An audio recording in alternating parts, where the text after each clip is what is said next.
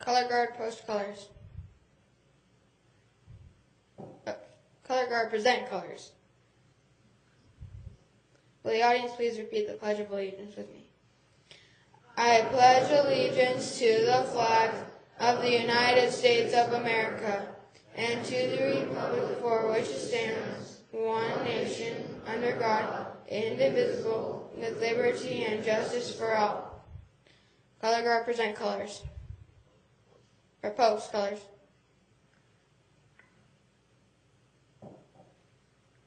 Color guard, salute. 2. Color guard dismissed. The audience may be seated.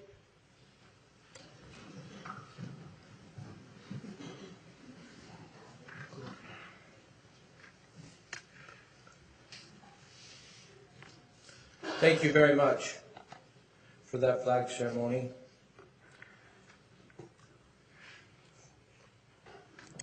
Item 4A. Yes. Oh, yes. Thank you for reminding me. Just for the audience and those listening, Councilmember Nichols is attending this meeting on the phone, and he will be participating in this meeting electronically. It has been noticed, so it is legal. And are you there, Chad? Am I here? I can hear you fine. Thanks. Okay, thanks. Okay, now the first item is recognition of West Jordan High School AP U.S. Government class recently winning 2 first-place awards during the We the People competition. Would the council please step down and we'll award them.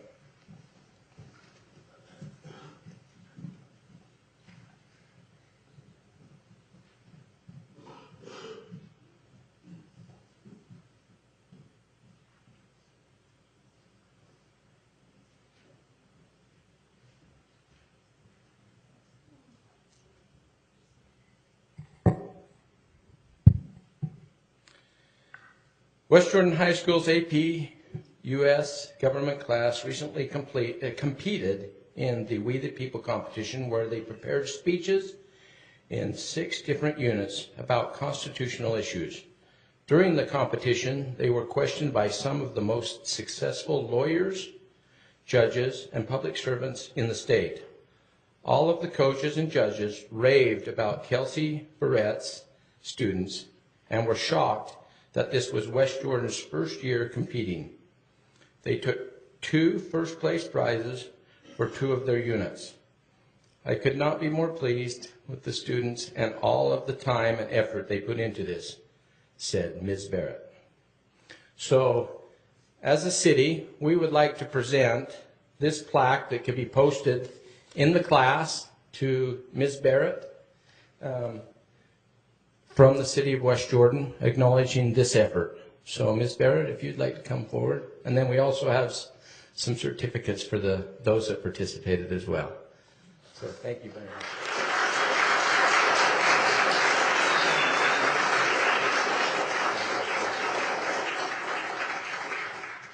And I will read the names of those that participated from the team, and Melanie will hand on their certificate from the city as well. I'd also like to state that Principal Kochever sends his congratulations as well. He was going to try and be here, but I don't see him in the audience. But he congratulates you as well on your achievements. So the first one is Marco Aguado. Please come up.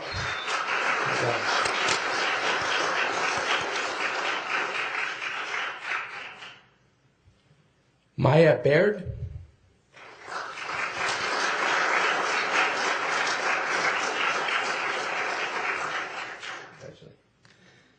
Alyssa Christensen.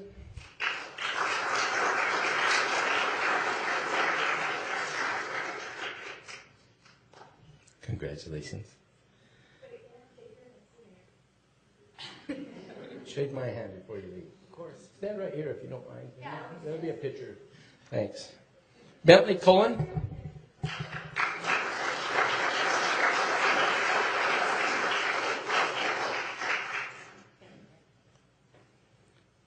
Levi Di Francesco. Is that right? Lexi. I'm sorry. Lexi. I apologize. Kayla Fox.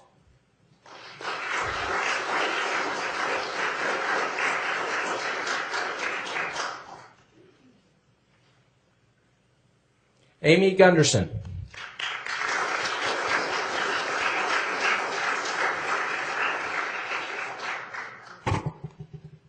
Laurel Kelly. Laurel Kelly. She's not here. Sawyer Player.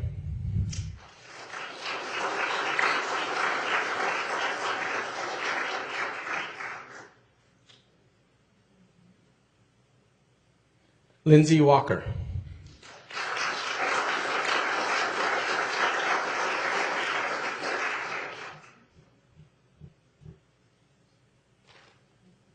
Sean Walsh.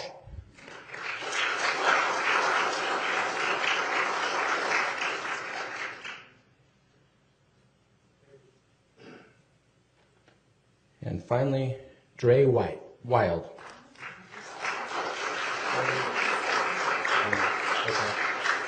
That's not finally, we gotta have one more. Finally, James Blake.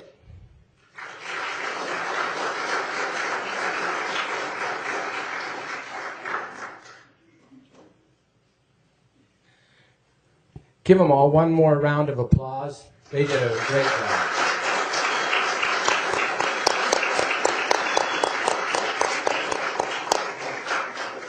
Our city clerk would like to make a statement as well. Being the election official for the city and to see these students excited about participate in constitutional rights in government, I'm really pleased. And these could be our next council members or mayors. So.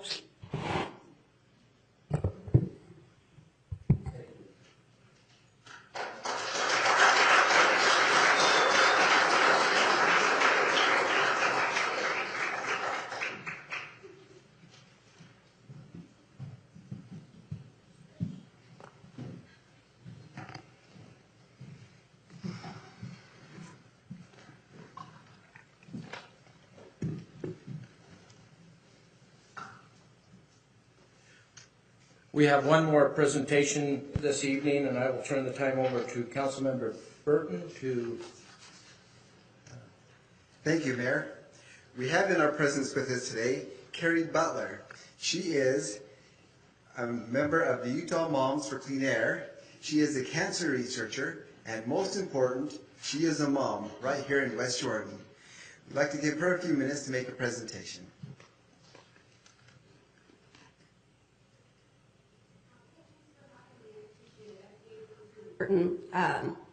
Suffer through this presentation alone, so now he gets to do it with company.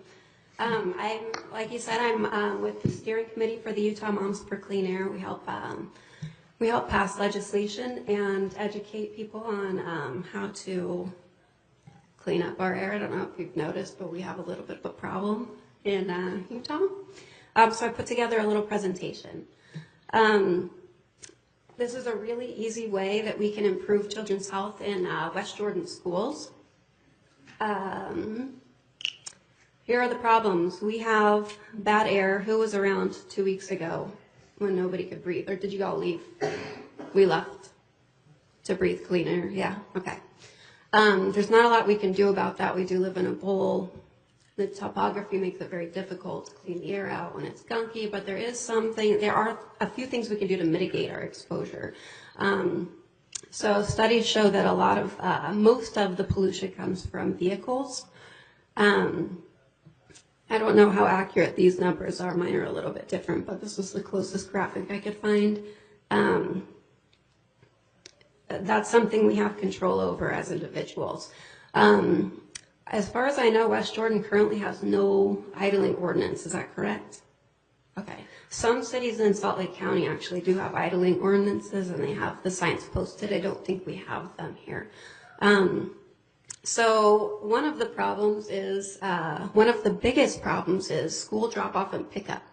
Who has ever done the carpool here in this room? Raise your hand. Like the kids, they're not driving. All right, that mom has. Okay, if you'll notice, that is a big time for parents to come early. They sit early because they don't want to wait in the line, and they leave their cars on the entire time because it's cold or it's hot or they want to listen to music or whatever it is. And those times, they have done studies and monitored and seen that they're at schools and around schools at drop-off and pickup times, there's increased levels of benzene, formaldehyde, and this A word, hide, that I cannot pronounce even though I've been practicing all day. All of these things are type 1 carcinogens, which lead to cancer. I don't know if you know this, but we have a high rate of childhood leukemia in the state. We also have a rising rate of lung cancer, even though we don't smoke in Utah typically. You guys have been behind this guy at carpool, right, moms? Yeah. Or on the road. Or maybe we are this guy, and that's fine. We have big cars. We have a large family. Our demographic has large families. We can't drive Priuses.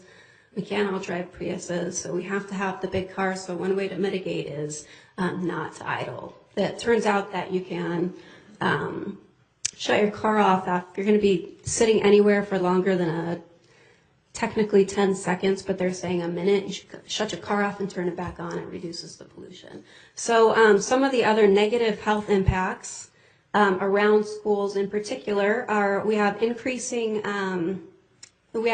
risk of developing asthma.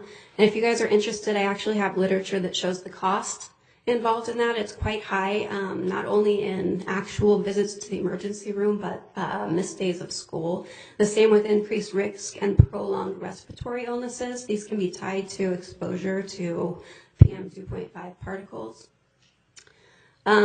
Also, and most terrifying, decreased cognitive ability and development, especially for the younger children who are exposed. They've done tests immediately before and immediately after the exposure just to the parking lots in the schools, and their cognitive ability goes down during those times. Luckily, there are solutions. There are a lot of clean air coalitions that are trying to educate the parents, empower school administrators, and encourage community efforts, which is what we're doing here tonight. But what I wanted to talk about and present today is that there are existing toolkits already in place that other counties have done and other states have done and implemented and shown that they have the programs that they use have shown to be quite effective. They were hard to make and hard to implement and costly to implement, which is lucky for us because we get to reap the benefits of those without the cost. I don't know how to click on this. Yeah, or can you play the, oh, uh-oh. Oh, no, it's back, it's fine. Nobody panic. So if you go to this website, it has a program that's already existing. So there are flyers, there are school assembly guidelines. There are videos that we could put together and send out to all the kids in all the schools, and which would take care of the educating portion, and the assemblies would take care of the educating and empowering the administration. This program already exists. It's already free except for the cost of printing, which is really fortunate. We wouldn't have to do much to implement. So here comes the ask. I would like to ask you as a city council to work together with the local health department, this is a big one, to create a citywide no idling ordinance. I know that the county has access to existing signs. All you have to do as a city is ask for them. I know because I called, which is how I ended up here. Because they said if you want them, you need to go ask your city council. So take it up with the county if you didn't like my presentation. My second ask is that you help me to work together in conjunction with local schools and school districts, not just the Jordan School District, but the charter school districts that are districts among themselves, to implement this plan that already exists. So that is my presentation. If anybody has any questions, I'm happy to answer them. Questions from council? Councilmember Haga. I appreciate this because I suffer. The air is bad. And so I know Salt Lake City their council passed an ordinance like that. Is there a way that you can supply us with some of that language and that? If the council body wants to pursue that. Yeah, I can get you in touch with the right people. There's actually a, I want to say it's the environmental specialist with the county that will have that information for you. And I can get you in touch with them.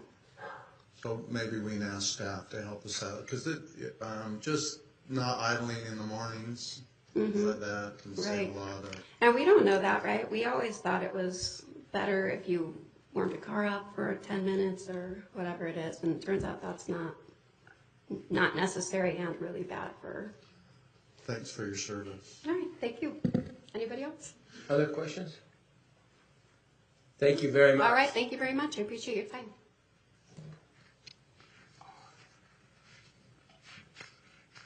Moving on to communications, city manager. Thank you, Mayor. One item, we have some organizational changes for the city. We've created the Parks and Recreation Department, and we've also moved fleet and facilities to the Public Works Director, or Empire Builder, Wendell Rigby. So you'll see an organizational chart in your box. Thank you. City Attorney.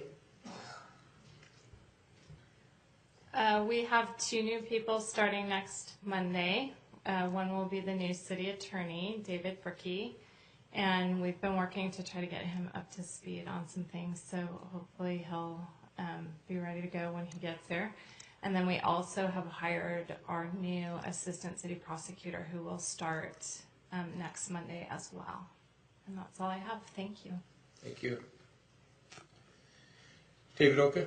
Nothing tonight, Mayor. Ryan Clegg. Nothing tonight, Mayor. David Zobel. Nothing tonight. Wendell Rigby. Nothing, Mayor. Thank you. Chief McElreath. I'm going to break precedence, if that's all right. I just wanted to let you know that the fire department on Tuesday, we put into service our 2 new ambulances that you approved in this budget year. And with that, I need to give some credit to a group of our firefighters. When we were developing the specs for those ambulances to get budget numbers, we ordered the ambulances, then we started testing some of the new equipment that's been updated, and they determined that actually some of the equipment that we had would be better than the new stuff. So we ended up saving over $28,000 on those 2 ambulances based on their work, researching out the new equipment, testing it before we actually bought it. So got to give credit to them for going the extra mile to save money. Thank you. Give them a big thank you from the city council for researching. We appreciate that. Chief Diamond. I don't have anything, Mayor. Thank you. Councilmember Rice. Thank you, Mayor. I have a couple of small things today. I attended the legislative town hall put on by the Jordan School District earlier this month at Harriman High, and I wanted to applaud the public for really coming out en masse. Looking at how many tables and chairs they set up as opposed to how many people showed up, it was a significant difference. Maybe 5 times people showed up that I think they were expecting. And I love seeing that. I love that engagement. And I want to encourage that we continue to be engaged. That was not just engaging with the school district, but also with our legislature. So I wanted to applaud the public for that. Also, I have a citizen's comment that just got sent to me, and I'm actually going to send that to Melanie, to our clerk, to have entered into the minutes. Thank you. Councilmember Jacob. Thank you, Mayor. First housekeeping item, my item 9D, I'd like to pull until future notice. It's my resolution regarding support of the state regulations for e-cigarettes, and I need to research that a little bit more before I feel comfortable bringing that up. So, item 9D. 9D, yes, not 90, but 9D is in Delta. 9D. Yes. We don't have that many items on the agenda, thank heaven. Second thing is I wanted to give a short shout out to our fire department and to some residents in our city. Valentine's Day night, I was at home minding my own business when I got a call from a neighbor who said, "Hey, I'm seeing smoke and fire around the corner. What's going on?" So I thought, well, I don't know, I'll go check it out. So I drove around the corner, and turns out there was a semi-truck that had caught fire a resident in our city who is a trucker, started up their truck getting ready to go to work, and it caught fire. And they were quick thinking. They were able to back the truck out of the driveway to keep any damage from occurring to the house. It did damage a fifth wheel trailer that they have, but great quick thinking by our residents. I didn't get their name. I talked to the neighbors, but obviously they were not in the mood to talk at the moment. But quick thinking, kudos to them, and kudos to our fire department for getting there and getting it taken care of. And that's all I have. Thank you. Councilmember Nichols? Nothing tonight. Thank you, Mayor. Councilmember Hagan? Thanks, Mayor. I asked this about 2 months ago, and it's just a request from the legal department. You know, we have code enforcement called administrative code enforcement, and I've received some other emails from businesses as far as how we do this. And about 2 months ago, I requested some more information on it, and also where the money is deposited, because we have in our city code a super fund, and I haven't been able to see that on our budget. So if I can get that, I appreciate it. And then I kind of need to know more of how the administrative law works in code enforcement, so I can communicate with my constituents. I appreciate it. Thank you. Councilmember Burton? Thank you, Mayor. First thing I would like to announce that 1 week from tonight at 7:30, there will be a town hall meeting. This will be held over at Accent Academies. It's not close. It is near where the View is going to be built. And the purpose of this meeting is to help the residents in that area and the developer in that area to know what's going on with each other and to work together and to make it a better development for everyone involved there. So that'll be 1 week from tonight at 7. I think I said 7:30. I'm correct. That's 7 o'clock. And the other thing is, I appreciate the responses I've been getting on emails and calls. And just so you know, I do read all my emails. I do listen to all of my messages. And I also read a lot of the things that are on the Facebook forums on discussions that we're going to be having or other things as well. And oftentimes when I talk to people, they may feel I have a certain opinion, and then other times they may think that I changed my opinion or I lied to them, but I want to assure you that I'm not lying to you. I do like you, and I did feel that way at that time, but maybe I have obtained additional information and I may feel differently now, but I still like you. So I'm not telling lies.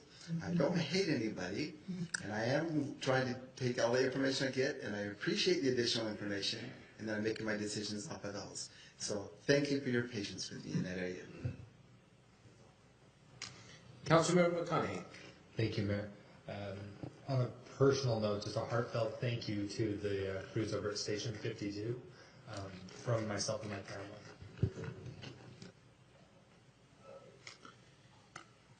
I have no comments tonight. We will move to item 6, citizen comments. I have 2 signed up to speak tonight. Those that have signed up, we have your name and address. You'll be allowed 3 minutes to speak on your topic. The first one is Paul Evans. Thank you, Mayor. I have a thank you letter here from the West Jordan Exchange Club, thanking you for your generous gift of the surplus trailer, and we'll put it to good use in supporting the city and their activities. I'd like to present this to the clerk. Can I walk up and give that to her? Please give it to the clerk. Thanks, Paul. We appreciate all you do, the service you give to the community, your club. Thank you.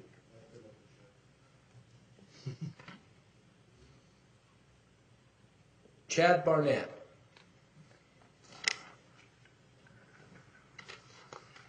My name is Chad Barnett, and I live at 8017 Big Springs Drive. My remarks are in relation to agenda item 9A, location for the Public Works facility. I am a board member for West Jordan Youth Soccer, and I represent them tonight on their behalf, and I request they may have 5 minutes to express their opinions. May I have 5 minutes? Yes, you will. Thank you.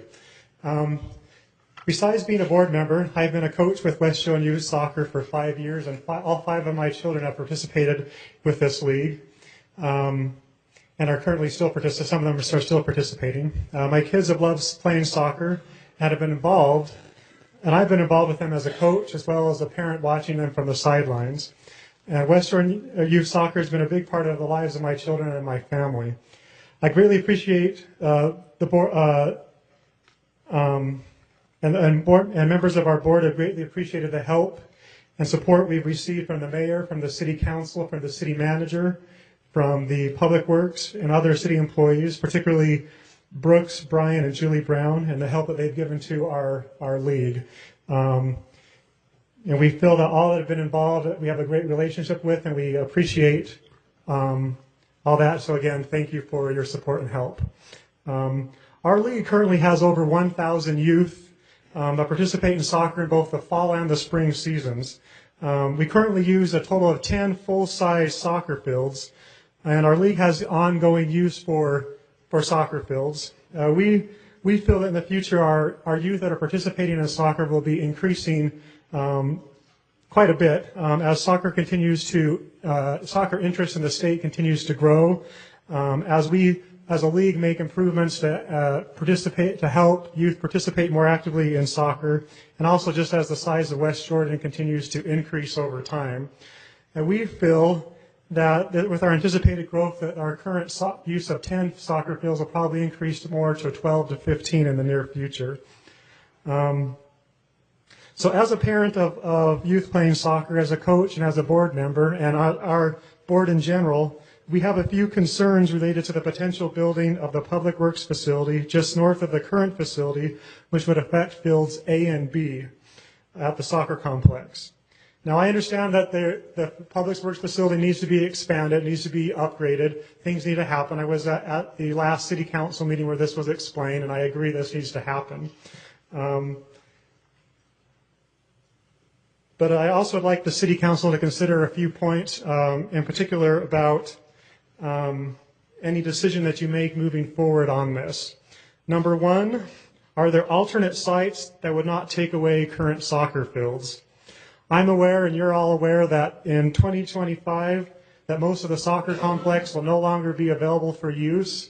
However, fields A and B, which will be taken away for the Public Works facility, is not part of this. As we know, it's owned by West Jordan City, and it will continue to have ongoing use past 2025. So it seems to us that the proposed site of using fields A and B have been chosen because of convenience for staff. Now, I understand it's centrally located in the city, and it may have some very good benefits of where it's currently at. And I do understand the fact that there wouldn't have to be property acquisition to build a new facility.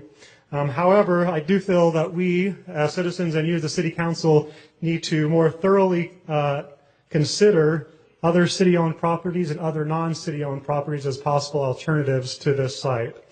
From what I understand also, some are trying to push to act immediately, citing safety concerns with the existing building.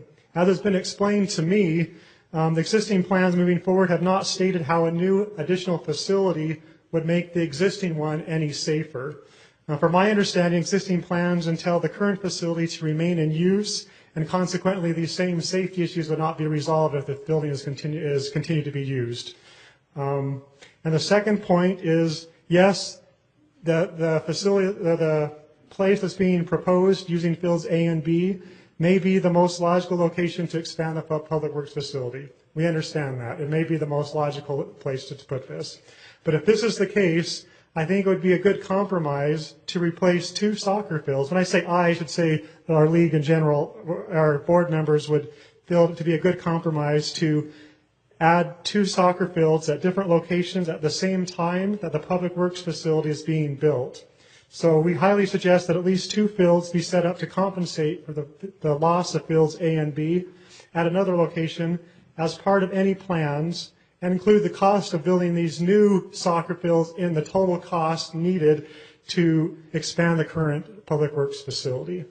And finally, in a matter that's related, because of the loss of most of the soccer complex in 2025, we feel that moving forward, the city would need more than the current 21 fields at the soccer complex, because our league will be growing, again, 20 to 15 fields. That's not to mention Gene Fulmer or other competitive soccer teams that use the facility as well. Thank you for your time and your consideration. Thank you.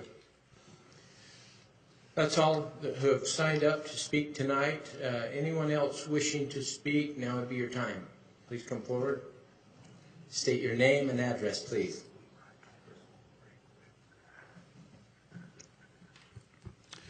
Steve Jones, 3234 West, 6920 South. Got a couple of things on my punch list here. One is I've heard some rumblings concerning budgets, and one of the things that kind of takes me back a little bit is right now our stormwater system is being operated contrary to what's happened the previous 30 years, and because of the dedication of staff, our neighborhood has been kept from being flooded without too much to do with the improvements that are being made.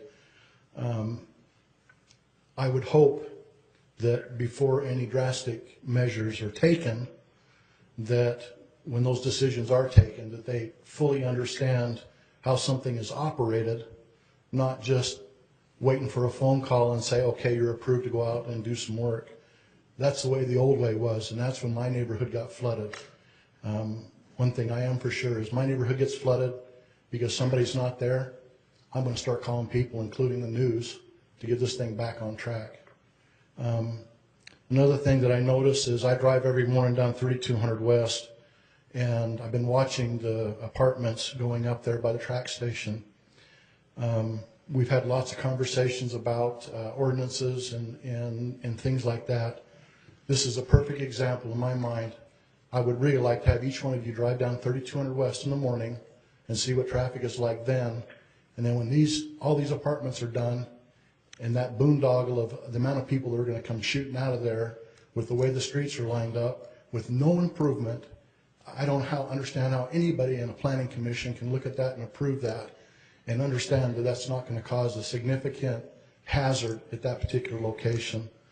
Another thing on my list is, unfortunately, I was driving down the road when that guy got hit on the wheelchair down in Redwood. This is another example of putting a bunch of apartments, thinking it's no big deal, and then constantly have jaywalking going across there, and then blaming the motorist because an ordinance wasn't done or wasn't fulfilled. And I know our law enforcement is right up to their eyeballs with things that are more important. But, personally speaking, I'm getting really tired of hearing that it's a motorist's fault for not observing in an area that has no light, trying to find somebody that's 3 feet off the ground in a dark wheelchair and then blame them for and not being where they're supposed to be. So I would really like to see some effort put into making these people do what they're supposed to be doing. And I know I only got 10 seconds, but this thing to do with idling, I'm going to talk to Chris about it, because putting an ordinance on the books with no means of enforcing it is just somebody's wishful thinking. This is exactly what Salt Lake County or City's done, and it's just a politically correct thing that's just a waste of time. Thank you. Thank you. Anyone else wishing to speak? Please come forward. State your name and address, please.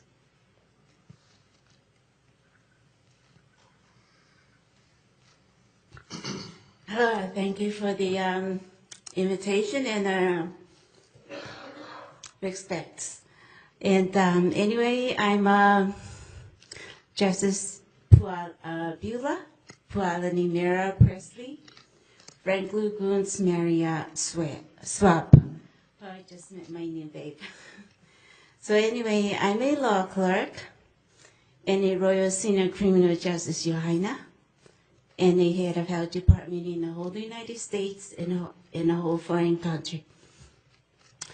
And as of my position is to ensure that the law is set forward for victims to be protected and defendants to be sentenced. And as I had been working so hard with President Barack Obama, I had my 2 boys that are working together with him. I had allowed them to be with doing conferences, professional business service, in conferences, campaign, and payment collection. Anyway, so as of my rulings, my position in the court system is to clarify false appeals and false court order, and make sure when the victims are being sentenced, they are automatically provided a official granted court order to be released from being criminalized and from dangerousness due to what happened that has been occurred, existed ED, existed ED, occur ED, happens so often. And it always, to my special children, President Barack Obama's beautiful daughter, that we've been working in trying to locate her physical body, that she did show up just ahead. And I would like to exhort to ask for all the laws in the whole United States that we would like to extend and ask for assistance to please kindly help him to locate a person that is responsible for this situation to return his daughter's physical body to him. And also my special children that had been working with him in trying to locate her. And I just, sorry to say that, but I just came from the mortuary here at West Jordan, and I had brought some names that were being buried under. So I will be able to send that to the White House and have everyone to work. So every state in all councils, mayors in every state will be able to be consulted to participate into it, so we can get this whole legal issues resolved. And as to me, no matter how much I work hard, I always look forward to make sure and ensure the safetyness of victims. And I would like to leave this. I will be able to contact everyone by in writing and my signatures. As far as everyone that has been involved in this, I would like to give out names so everyone will work towards it in bringing them into our clarification of false appeals, false court order in March next month on the 4th. We will be able to have a event at the Viridian Conference Room, and to be contacted is Jim Gills. Your time's up. You'll have to wrap it up. Yeah, thank you. It's Tim Gills, and everyone will be contacted to help in and to attend. Thank you. Anyone else wishing to speak during citizen comments? I will close citizen comments and move to the consent calendar. It's been asked that we remove by Councilmember McConaughey consent item 7B. I haven't been told any others. 7B.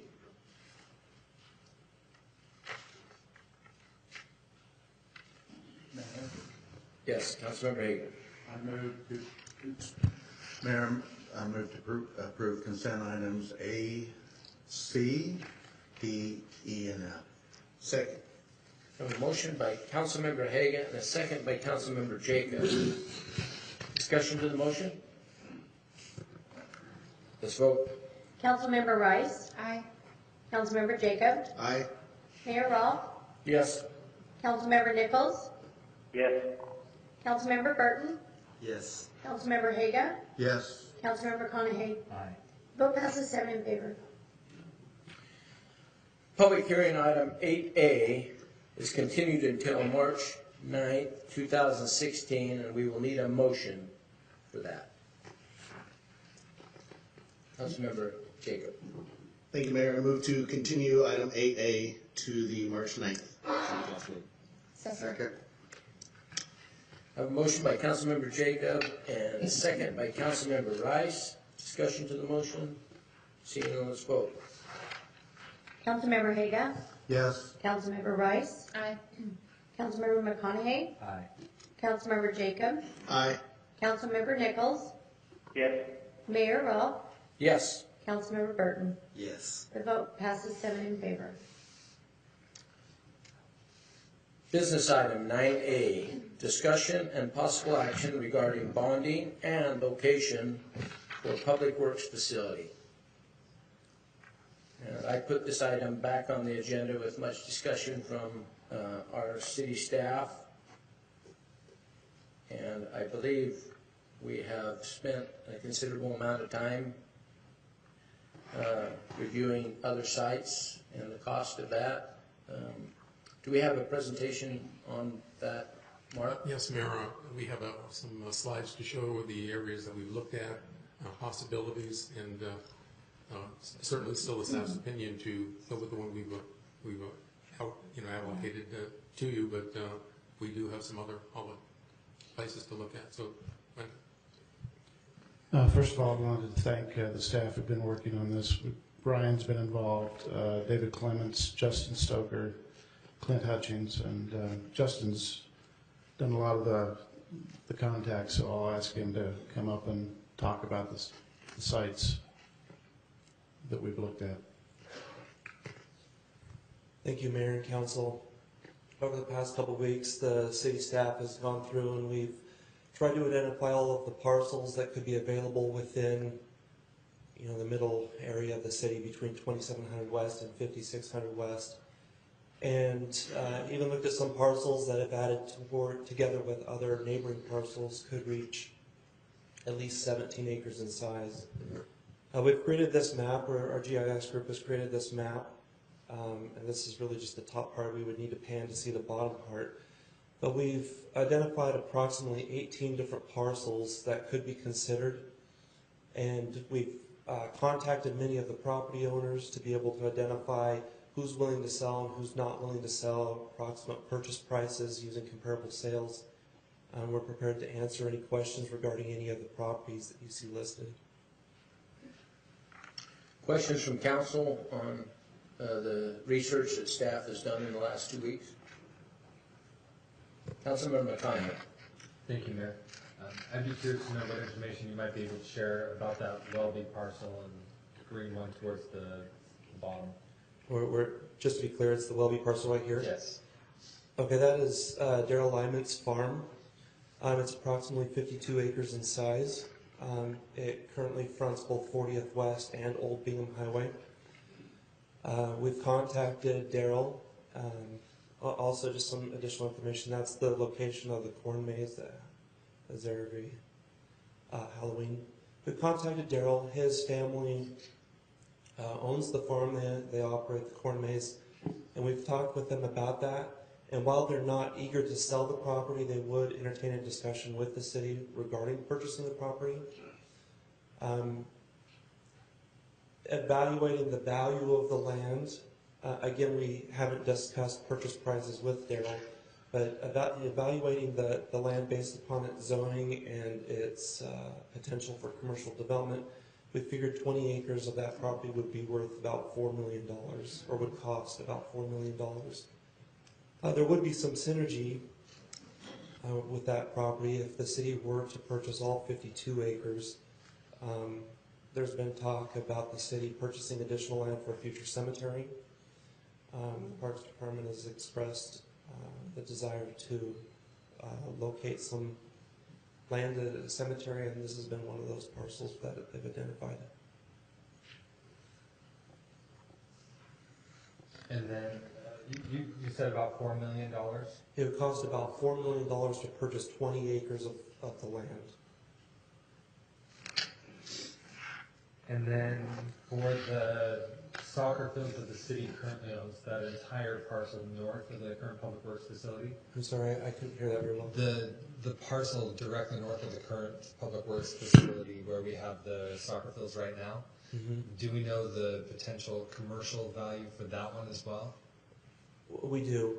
The city-owned parcel that is just north of the Public Works facility is currently about 22 acres that the city owns north of the current Public Works facility. The plan that was presented to the city council was for the new Public Works building to be built on the northern 7 acres of the land, leaving about 15 acres of property in the corner. The 15 acres, if it were rezoned to commercial, to match the Jordan Landing property, could be worth about $15 a square foot. At the high time of growth, Jordan Landing was selling for about $21 to $22 a square foot. So that property could be worth between $10 to $15 million. Okay,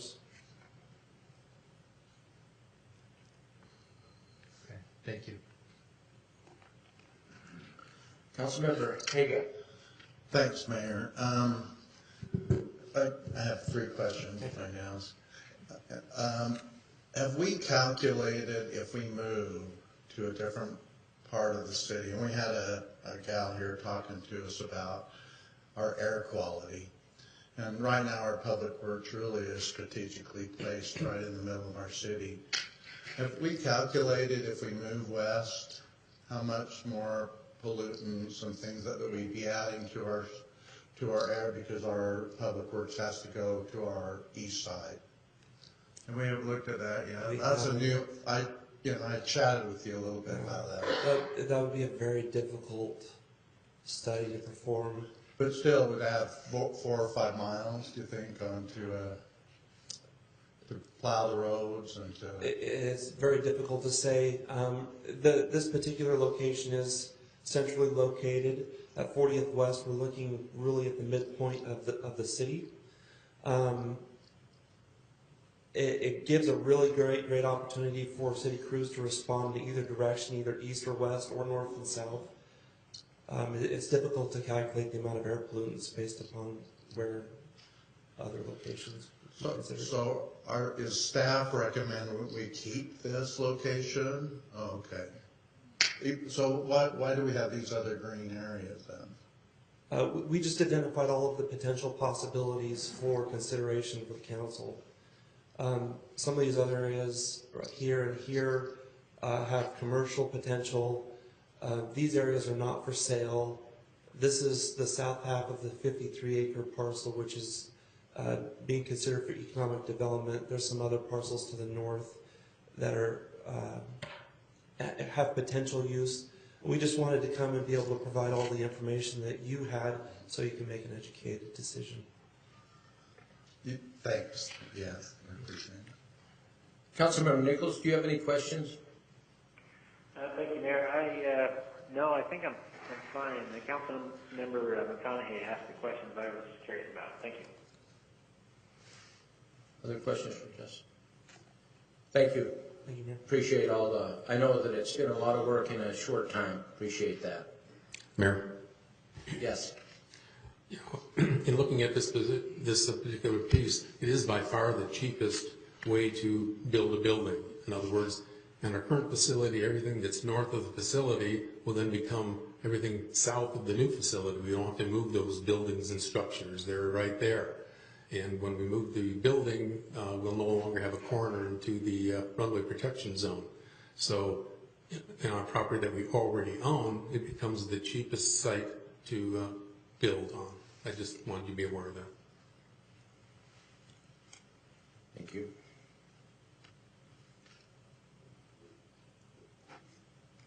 Questions or comments from council? Councilmember Jacob. Thank you, Mayor. I've received a lot of emails, a lot of phone calls in the last week since this agenda has been published and since our last discussion on this matter. And in also talking with Justin about this and seeing this map, it's really kind of opened my eyes as far as what's available, what's not available, and what kind of the best alternative is.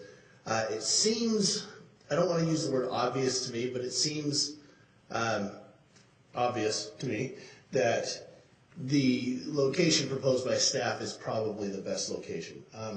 That said,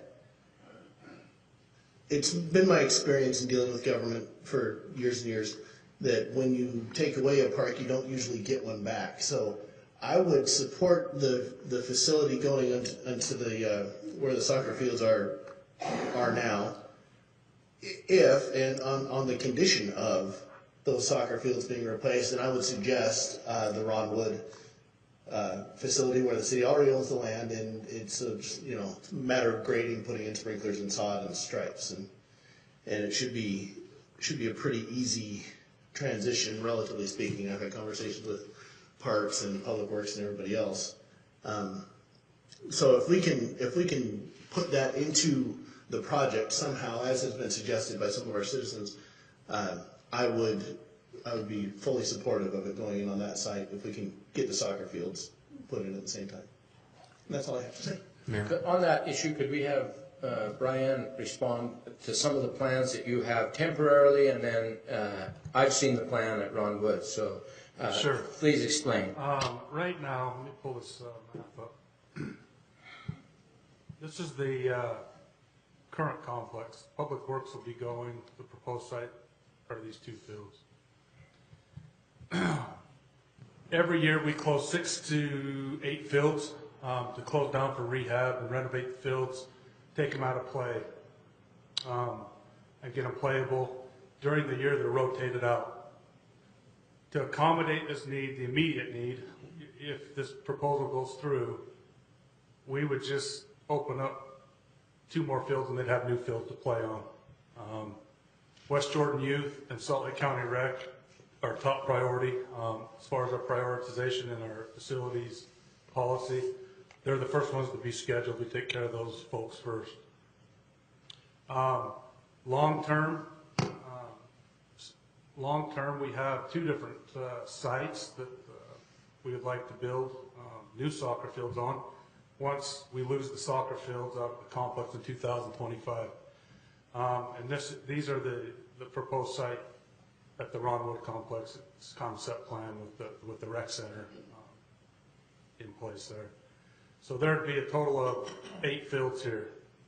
And if I remember correctly, looking at the map, West Jordan Youth uses about 6 full-size fields, but they have a lot of small kids fields set up on the full-size fields, which again we would accommodate by opening up a couple of the closed fields, and they'd have new fields to play on. So their play wouldn't really be affected at all long term. So this is one of the sites, Ron Wood complex on the expansion, and then 2 of them over by the rec center. The other proposed site is on the 53-acre site located about 4600 west, 7400 south. We've got about 29 acres on that north end of the 53-acre site, and we have 7 more fields proposed there with parking and amenities, which would we have roughly about 16 fields slated to be built in the future. We already own both parcels of this property, so it wouldn't cost any more money to purchase property. Rough figures for this site is about $4 million to develop into soccer fields, and about $4.5 for the Ron Wood site, just for the fields. So that's the long term. Short term, West Jordan Youth, Salt Lake County Rec that runs our a lot of the West Jordan Youth programs. Also, they'll be accommodated. They're not going to lose fields. They'll be taken care of. Appreciate that, Brian. Thanks for the update. Council member, please, sorry. Just wanted to do a follow on. The reason we're not moving ahead with the Ron Wood is if you could bring up the slide on that again, the soccer fields there would be in the middle of a construction zone if we go ahead with the rec center, and so we really wouldn't want to put any more in there now, but basically go with Brian's suggestion of keeping an additional 2 or 3 fields open this year, so there's no lessening of fields. We prepared for that, And as we then develop this and the other site, by the time 2025 comes around, we'll be ready to go with an adequate number of sites, and there'll be no loss at any time. Mark, I had just a question, more of an informational statement, I think. I think the unstated fact is that prior to 2025, we have to have all of the development, the millions of dollars of development that we've done to that park removed and taken away from that park. So it won't actually be, it has to be gone by Halloween Eve in 2025. So we will have to start that, because that will take a considerable amount of work and money to remove all that. Is that accurate? Yeah, when I met with the Salt Lake City Airport staff, they reiterated the fact that even though we spend $600,000 maintaining these fields, that when 2025 comes about, all the sprinkler system has to be out, all the sidewalks, buildings, sod has to be ripped up and returned with weeds. So go figure. They call it natural grass. Yeah, it's, yeah, that's good. Thank you. And so one other question, this is the question, that was a statement kind of before.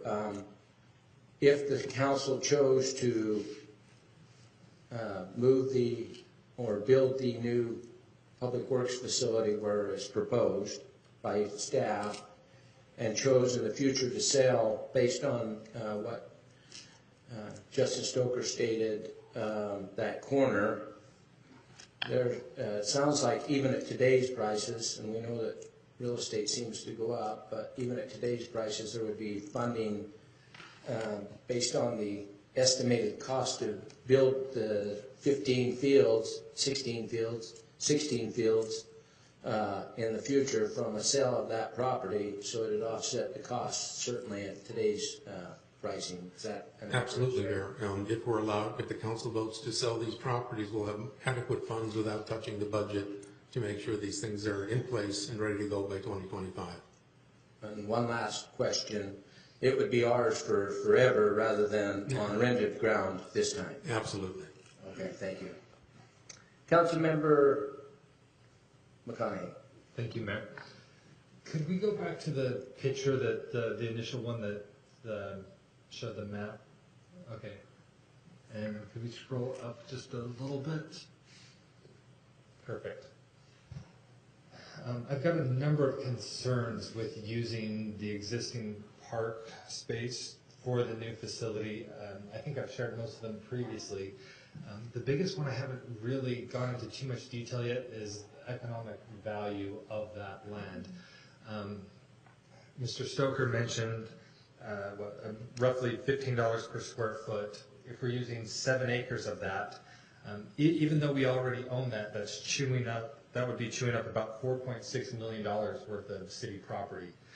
Granted, we'd still have $10 to $11 million of property to the north, but it might be the cheapest in the short term, but that's still a fair amount of cash to invest, or non-cash asset to invest. As I'm looking at that, I'm thinking, okay, we've also got additional improvements that are coming to that area. We've talked about potential changes to the traffic on 7800 South, which could help increase traffic going through there. So we would have bi-directional traffic. We've also got Mountain View Corridor that's scheduled to connect soon to 201. So this could be a very high traffic area that would have a lot of potential. And I think the economic value of the property is going to be significantly higher in the next 5 to 10 years. With that in mind, I think it would be short-sighted to locate the building here because of the value of the property, for one. But sorry, I got myself sidetracked trying to squeeze in too many thoughts all at the same time. Given the commercial potential of that property, I think there's a lot more that we could do with that. We keep talking about frustrations where we see commercial, over the past years, prior councils have zoned away potential commercial property, potential retail property in exchange for residential. This is doing something similar with the park space and turning it into another non-revenue producing body of property. And I don't know that I want to do that to a prime location. Looking forward, if we were to go forward with this, leap forward 30 to 40 years in the future, I think we would be putting that city council in the same position that we're in with regard to the site across the street from City Hall. You have an entity that's been there for quite some time that needs a lot of work, that doesn't contribute to the tax base, that you're trying to figure out, okay, what are the options? How can we relocate this and do something better with the property? Is this really its highest and best use? With regard to the property across the street from City Hall, obviously not the highest and best use right now, so we're trying to fix that. I worry if we were to locate that new facility here, we would be doing the exact same thing. So I would prefer to continue to search out other alternatives rather than using this property right here. I would rather sit on this property for 5 to 10 years, and if needs be, when the other parcels go away, when the FAA no longer allows that because of our lease with the Salt Lake City, at that point in time look towards selling off that parcel and using the funding for something else. But I'd rather not put ourselves in a multi-decade commitment just because in the short run it was the quick and easy thing to do because we already had the property and it was right next door. Looking at some of the other larger parcels, I wonder if we might be able to get one of those larger parcels somewhere else, build a public works facility with the intent that when everything does have to happen with the FAA, perhaps at that point we sell off the other property, including the current public works building, and rebuild another new facility next to the proposed new facility at another site. I hope that came out making some sense. But I just would like to point out that any property we purchase would be offset the cost, the value equally, whether you do it today or in the future for public works facility. So the difference is having to come up with 4 to 5 million more to purchase a piece of property now versus locating in the site that we already own when we're already stretching the limits of what this council has been willing to do to build a public works facility. And I also state that though that corner has high commercial value, I don't think that far down 40th West has near that potential for the future that you were describing. That would just be my opinion, so I'd just like to point that out. Councilmember Haga. Thanks, Mayor. To our soccer folks, my kids played soccer on these fields, but that was before most of those homes were even built on the west side.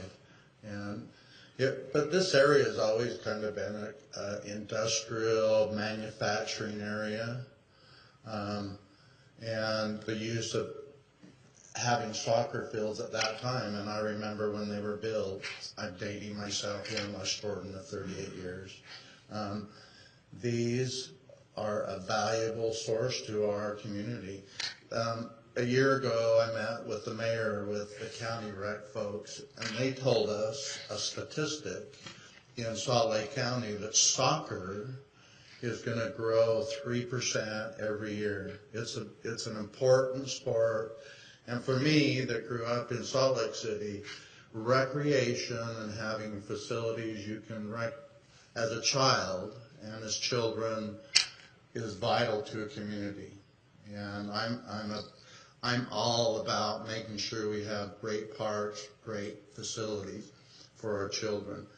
And I've been on council for 2 years, and I'll tell you this, and I hope maybe some of the other council members can remember, out on 90th South, there's a field, a park we have. Very few people use it, that can have 3 full-size soccer. That's irrigated today, has grass, and at one time the council was proposing to put a parking lot there. So that's one thing that we can do. We could actually tomorrow, I believe, buy enough property to build a parking lot there and shift some of our kids that are playing soccer over to those fields. Another field that opened up since I've been in office is right next to, right across the street from Smith. We spent $2 million. It's one of my first expenditures that we paid for a detention pond. You say, okay, that's where the water goes. It could flood in a 10-year storm, but we irrigate this, meaning it's green. And so already right now, there's enough open space right now with the talent of our staff, with Brian leading our part, and not to mention the future plans that our parks director talked to you about. Well, we're going to take care of the soccer folks. I'll be here for 2 years to make sure that happens. The day this starts to be built, we need to have those new fields for the kids to play on. And I'm a proponent of this. This building is vital to our city right now. And I went and toured this, and I'm going to use this example again. I saw our $1.5 million ladder truck pulled in only 3/4 of the way, I'm pretty sure. I mean, our public works looks like a B-1 bomber. And so they pull it in, they pull the ladder up, and so the ladder won't fall, lift the cab, rig that so it won't crush the guy, just to change the oil. And I thought to myself, as somebody that, I don't do this for a living, I would never go under that vehicle. And so our public works facility, it's outdated, and I do not want to be sitting out there as a councilman not paying attention to the safety of our employees. It's vital. This building is needed. I'm a proponent of building it there. And I will just tell you, as long as I'm in office for 2 more years, I will take care with my vote to make sure that we have soccer fields for our children. So I'm a proponent for this. In this location, above any other building being proposed, this is so important. Every day we wait, every year we waited, because we've been talking about this for 2 years. I'm assuming we've gone up $2 or $3 million just in cost. And it's important for our city to act now for those facts, to protect our employees. And then also, like I say, we will move these fields. We will keep our children playing soccer. I've seen more fields than just what we have now, from my perspective. Because I have grandkids now that play soccer. They love it. I think it's one of the biggest growing sports in our community. Thanks, Mayor. Councilmember Nichols, did you have a comment or a question? I have one more question. Thank you, Mayor.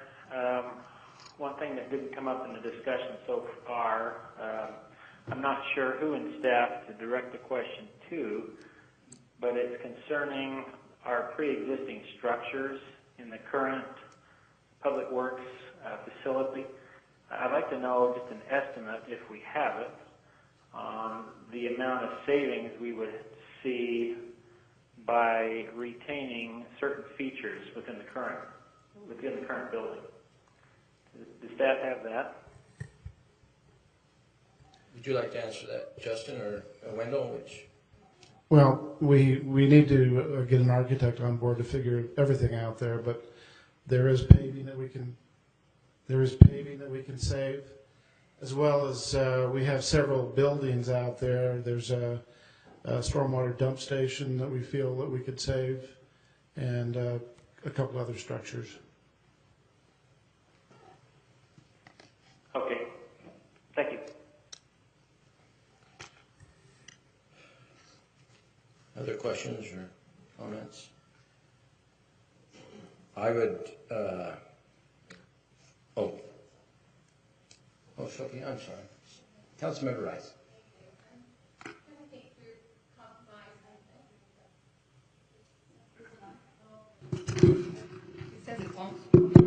yours is working. So going into this, my thought process has been either we fully replace and build somewhere else the Public Works building, because I don't want to see it done piecemeal, one bit of it here, one bit of it there, and sell the property that it's on, or we expand it where it is. It's one of the two for me. But I'm thinking this 53-acre parcel, I know that the top half has to be used for a park. Would it be possible, how many acres is it for this new portion of the project? Is it 4 or 7 acres? 7? Okay. Would it be possible for us to cut into the economic development portion just a bit to replace the fields that we would lose?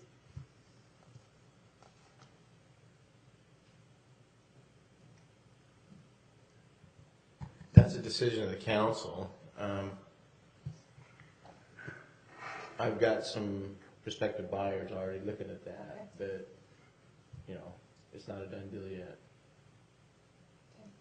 I think though with Brian's plan, and knowing that we're on the wind down of the soccer park, we may want to get a little more aggressive than we've been in the past in resting some of the fields, still alternate, but so I think that we can accommodate the soccer temporarily without impacting the leagues for sure. So Would it be possible for us to have the league comment on that?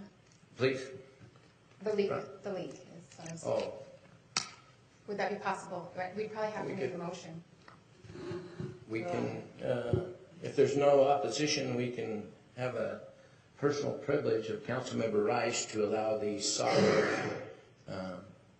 representative to come up and speak. I did speak to the president of the league on, myself and Mark did on Monday, but please come up and comment on using the fields that are currently closed. So you want me to comment on what? I'm sorry.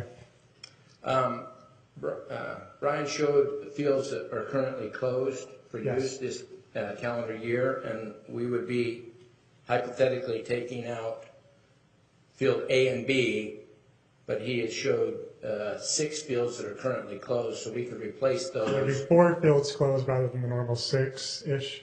Yes. Right? So there'd be 2 more available. Yes. That would be the short-term fix. What I'm thinking is on the long term, really, if we're only planning 16 fields for the future, and we have currently 21, and we expect growth of soccer in general and in the city of population, 16 is much less than 21. So if we rest 4 to 6 fields of 16, we only have 10 available, and that's what we currently use, and that doesn't include Gene Fulmer's use of those fields on Saturday mornings either.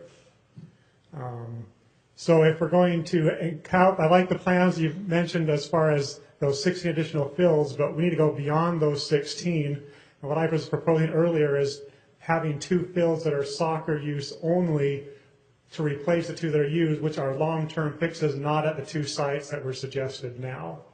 So that there'd be some things that would be ongoing past 2025 to replace those 2 fields that would not be able to be ongoing past 2025 because there's a new public works facility there. That makes sense? If you've been on the fields and on Saturday mornings or Tuesdays through Thursdays, the complex is jam-packed with practices. It's hard to, as a coach of 3 different teams, I've tried to find places to practice that are not at the complex, and there's not. In the fall, all there is football at every single open park. So Jeff Haig has talked about, maybe not your park, but the parks where I live by, which they're used for the soccer, or for the football, or lacrosse practice, or other things too. So that's where I'd see a conflict. If football increases, lacrosse increases, and we're just using open parks that are currently available. If they're not soccer specific, then sometimes they get scheduled for other capacities. Thank you. Okay. Questions? Appreciate that. Right. But did you have anything else? Councilmember Rice? No, my concern is what he was saying with the loss of those 2 fields and replacing those in addition to the 16 we've seen. That was my concern. Yeah, I believe that temporarily we can fix that. Long term, beyond the 16 fields, if soccer continues to grow at the rate that it is, we still have some more areas that we have to develop, but I think short term we can accommodate based on those comments. Councilmember Hagan. Just real quick, because I think maybe Brian's shown them this, but we do have a field, and they are not open. They're being used by anybody because you don't even know they're there. Frankly, they're open space, and maybe our parks director will show you that. But I know the one over by Smith's. We met with a league called football, and their little pee-wee league. They're using the one out on 5600 West. So. Again, how our staff does reservations and all that, we'll take care of you. That's all I can say. Thanks, Mayor.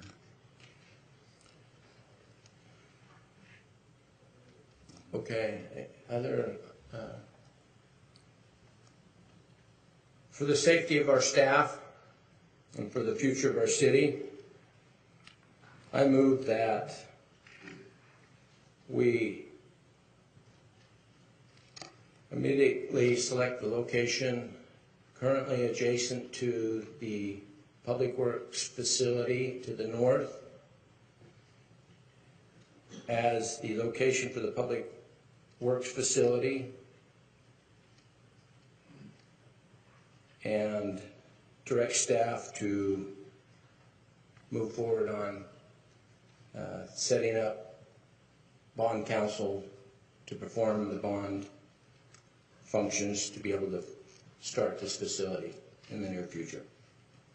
That's my motion. I'll second. We have a motion by Mayor Rolfe and a second by Councilmember Haga. Discussion to the motion.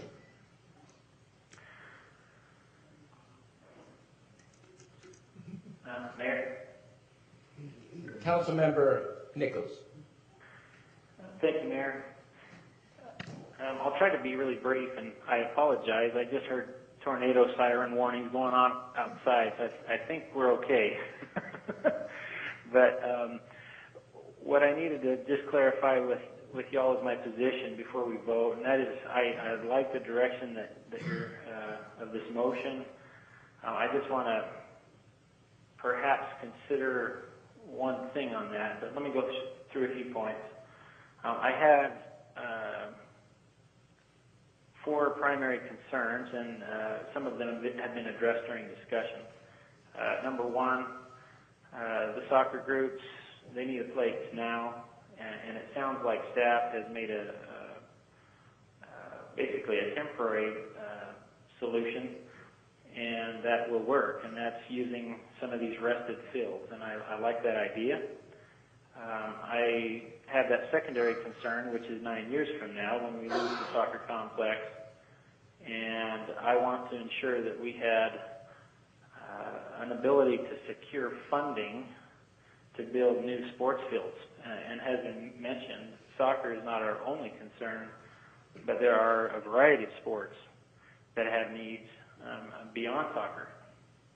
So the need is present now. So obviously, knowing we're going to lose fields, we need to make sure we have the secured funding as we move forward. A third element would be, as Mayor, as you brought up, is the soccer complex and the removal of it. There's going to be a significant cost in that, and part of that secured funding would need to cover that. Also, we talked about the current value of the current 7 acres that we are looking to propose developing into the new Public Works building. Councilmember McConaughey made a really good point on, if you look at the figure that our Deputy Director of Public Works indicated, which was the current value range of $15 to $21 an acre for commercial, that means this 7 acres has a potential value today of $4.6 to $6.4 million. So kind of weighing that out in my mind as we look down the road, how we can take advantage of that, I guess, and just make sure that we're being smart with our money.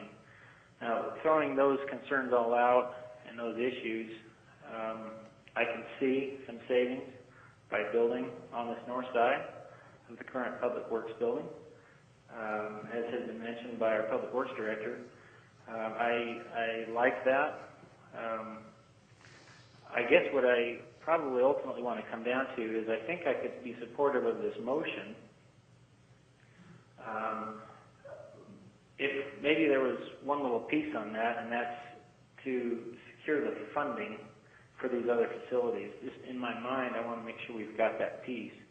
And maybe that would be to add an element to this motion that we look at the remaining 15 acres and look right now at selling that to secure that funding for the long term.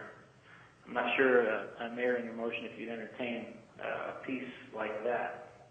But anyway, that's my thought at this point. I would accept that as a friendly amendment to the motion. If you would second that, Councilmember Haga. Would you, so are we talking about selling open space land? I didn't quite understand. Selling the piece to the north of field A and B up to the corner there. Do we understand that motion? Yeah. Okay, I'll second then. Councilmember Jacob. Thank you, Mayor. I was thinking about an amendment to the motion as well, and I think Councilmember Nichols covered 3/4 of what I was thinking. The other remaining fourth would be, I would love to say another amendment, but let me throw it out here as an idea first. But it would be to specify that we would now be removing all of the soccer fields that are owned by West Jordan here, all of the ones here north of the Public Works building, so that I would suggest that we immediately proceed with building the new ones. I wanted to ask our city manager a question. Can we pull up, Brian, the Ron Wood picture again? There we go. With the fields to the west of the splash pad and the Sierra Newbold playground, those 4 large fields there, I think we could probably build those at the same time we're building the rec center, just because they're on the other side of the street in a way. Is that feasible? It might be possible. We'll have to look at the traffic pattern and the fact that we're making improvements to the road to the north as well during all that time, so access might have to come from the south, which makes it problematic. But in looking at property for sale, recall that the city council gave us permission to sell other pieces near the airport, and we are in the process of obtaining a property switch with the LDS Church, which actually increased the value of our northern piece substantially. That will be going up for sale, and that will maintain then the fields that are all, with the Public Works facility now, and that would provide the funding then to build this. So, allow staff to sequence the sale of property to the best advantage of the city. I believe that the place to move immediately would be that north piece of what Mark just described, and we could. That has to remain a park, and as soon as the sale, we completed the sale of that property to the north, we would have the funding then, way more than the funding that would be required to go ahead and build those. How many fields were? Yeah, that north piece of the 53 acre. You're far right. There you go. 7 fields, we could immediately, we'd have more than enough money to move there until the until the potential rec center went into. So I think that I would prefer to immediately move to that site, because it has to remain a park, and it wouldn't be in. Yeah, I wasn't aware that needed to remain a park, so that's good to know. So in that case, then, as a even friendlier amendment, if I may, to just add in that we would proceed immediately with the construction of the 7 soccer fields then at the airport location. As and when the as soon as the sale would be completed on the current plan. I'll accept that amendment as well to the motion. We're just gonna get it. Constitution, 29 minutes. Makes sense. Mayor, I do have a comment, but I think I'm still on board, getting a little convoluted, so we've had another amendment. So we have two amendments to my original motion. Melanie, have you got both Would of you those? mind reading that to us back, Melanie? Yep. Okay, the first motion was made by Mayor Rolfe to move immediately to select a location adjacent to the existing Public Works facility to the north as the location for the new Public Works facility, and direct staff to move forward on setting up bond counsel to perform the bond for this facility. The first amendment was to take the remaining 15 acres to the north and look immediately at selling, and I put to help offset the cost. To offset the cost That was of Jeff. new fields. Of the new fields, okay? And the second amendment is to add and to immediately proceed with the construction of the seven soccer fields on the property, on the north section of property near the airport. That's property of the 53 acres, correct? Okay. So- The northern section has to remain apart. So where's that property? I know what I know what. It's to the west of the airport So it's the property we already have? that we own. Okay, I'll second that, go ahead. Good amendment. Okay, I don't know which one was first, but Councilmember McConaughey? Thank you, Mayor. Obviously, I'll speak in opposition to this motion. I still think that timing is a little bit rushed, and I also think that this is not I don't think the highest and best use of this property is for a public works building. That said, I'm going to ask a question about that second amendment, because it was specifically stated soccer fields. Is the intent to turn this into soccer fields only or multi-use fields? And if that would be multi-use fields, are we looking at other options, perhaps without the sidewalks through the middle, that might be able to accommodate football, lacrosse, rugby, other options as well? So I'd like some clarification on that. Move forward immediately with soccer fields.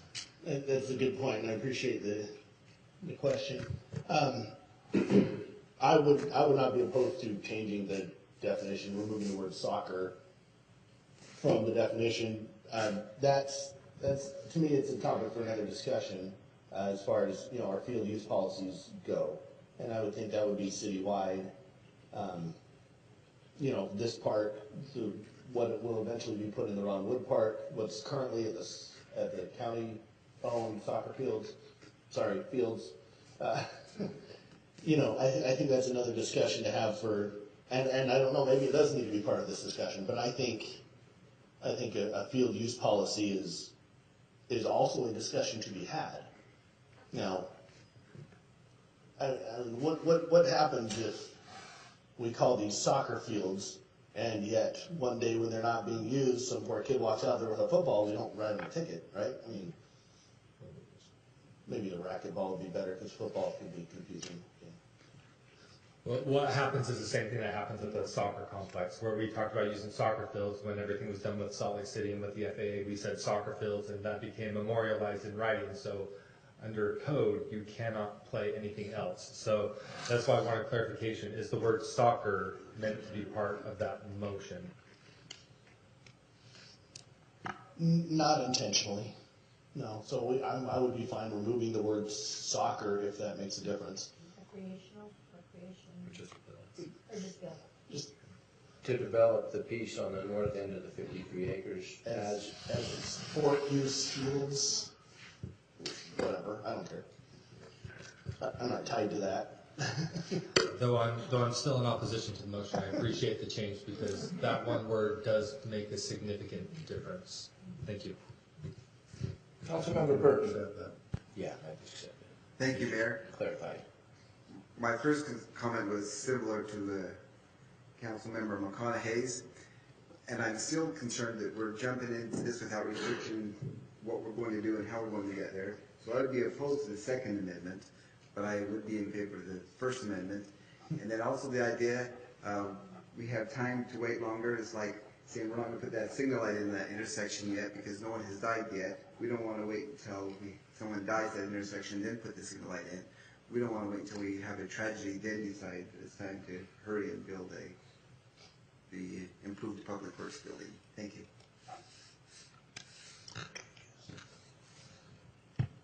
Councilmember Haga. So I've got some clarification. I'm a proponent of this motion. Of course, I seconded it, but I think this property we own, but I don't know if you have the visual of the property on the west side of the airport. Do you have that? On the west side. Yeah, and this is the property. That's it right there. So this is the property on the west side. How many acres is that, Brian? That we own. We own this property. About 23. Yeah, it's 53 acres total, but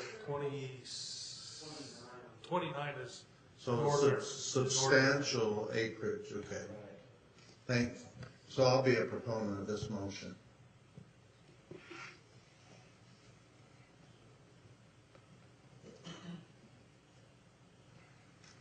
Councilmember Rice.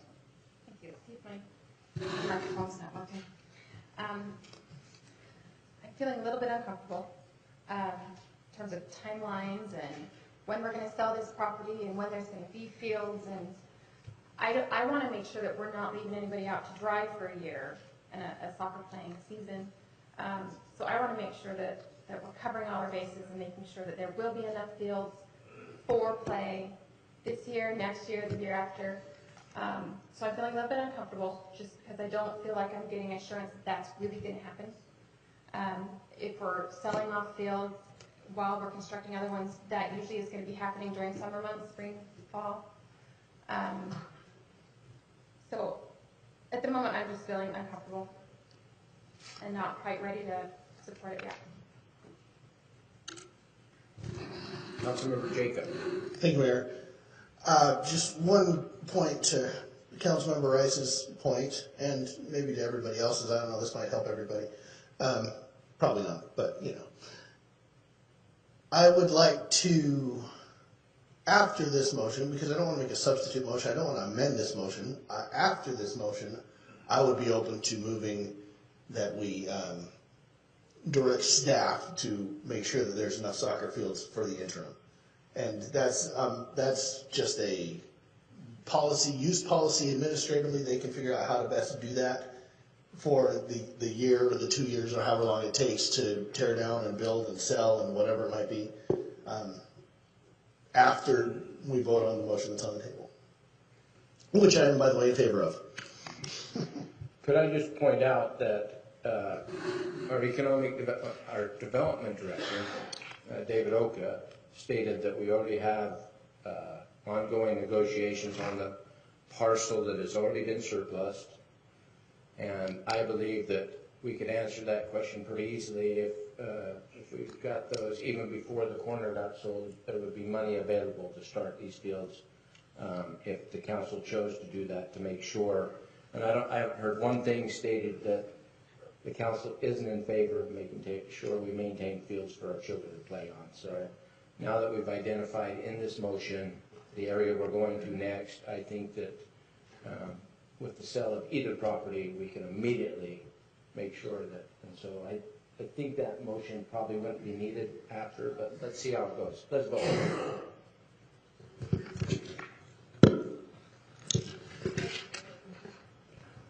Okay, are we voting on, The original motion with two. so the entire motion together because they were friendly amendments? Okay, perfect. Councilmember McConaughey? No. Councilmember Burton? So this is the whole thing all lumped together? This is all, the whole thing lumped together. No. Councilmember Haga? Yes. Mayor Rolfe? Yes. Councilmember Jacob? Aye. Councilmember Rice? No. Councilmember Nichols? Yes. Vote passes 4-3 in favor. Would you like to make or would you like to let staff? Sure, I'll go ahead and make that motion. Please. If that's all right. That would be So I would move to direct staff to take whatever measures necessary to ensure that the soccer leagues that are currently using the fields that will be removed and or sold, they will have places to play in the meantime. Second. I have a motion by Councilmember Jacob and a second by Councilmember Haga. Discussion to the motion. Councilmember McConaughey. My light's on because I want to make a subsequent comment. I'll wait till after the motion. Okay. If I could come back. Okay. Let's vote then. I don't know, we don't need to vote. All in favor? No, you don't. Aye. Any opposed? Did you vote in favor of it, Councilmember Nichols? Who was? Yes. Okay, thank you. So it passes. Okay, now Councilmember McConaughey, comment. Thank you, Mayor. During the conversation preceding the motion that just passed, comments were made about concerns about inadequacy of safety of the current building, almost like there was an anticipation that there could be some sort of basically anticipating severe injury to our employees. I just wanted to go on the record to say I don't know of any working condition that would require employees to work in an unsafe fashion, and I would hope that should they encounter some unsafe environment, they would make the proper notification so that we can either mark it off, make some other accommodations, whether it's changing oil on a large truck. They should be using another facility, not putting themselves in danger in any way. I just want on the record to state that I don't know of any imminent pending danger, nor do I expect that nor do I believe there would be any policy that requires employees to put themselves in that situation. So, I think I will concur that that's why they leave the doors open even during the winter. There's many things that they have to do in the current facility to make sure that that doesn't happen. and then I would follow up with the other comment that if there are things that are dangerous that we've been notified of, even in the interim, I would like to see us make changes to make sure that it's safe so that every employee goes home in same or better health than when they came to work in the morning. We're all in agreement on that, and Mark will make sure that happens. Thank you.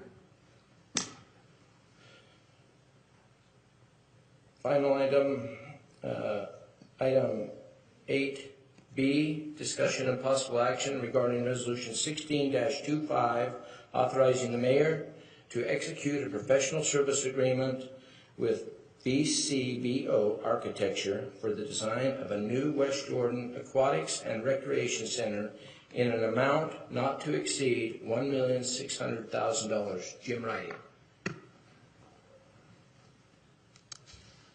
Mayor and Council, over the last few years, a new recreation center has been contemplated in the Ronwood Park area.